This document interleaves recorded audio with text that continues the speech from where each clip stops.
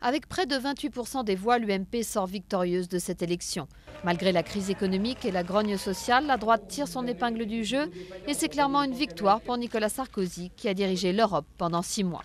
C'est la première fois depuis 1984 qu'un parti de la majorité présidentielle arrive en tête aux élections européennes. Loin derrière, le PS ressort très affaibli de cette élection. Avec un score d'un peu plus de 16%, il est très loin de sa victoire de 2004 avec 29% des voix. Les socialistes paient visiblement leur division interne et une campagne qui n'a pas permis de présenter un projet alternatif crédible. Martine Aubry a dû se rendre à l'évidence.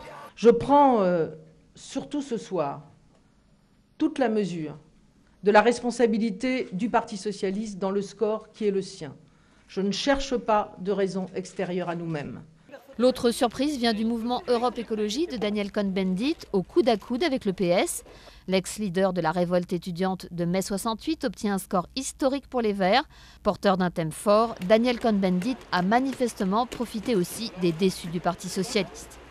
L'autre enseignement du scrutin, c'est la déroute du MoDem qui plafonne à 8,5%, pourtant issu d'un parti défendant depuis toujours la cause européenne. François Bayrou comptait sur ce scrutin pour asseoir un peu plus ses ambitions présidentielles. L'opération a échoué une nouvelle fois. Enfin, le grand perdant de cette élection reste la participation. 40,48% des électeurs se sont rendus aux urnes, encore moins que lors des élections européennes de 2004.